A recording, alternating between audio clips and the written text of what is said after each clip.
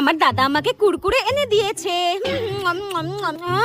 যা, এত তাড়াতাড়ি কুরকুরেগুলো শেষ হয়ে গেল। দূর ব্যাং, একটা কুরকুরেতে আমার কিছু হয় নাকি? আরে দাদা তো বৌদিকেও এনে দিয়েছে, চাই বৌদির কাছে চাই।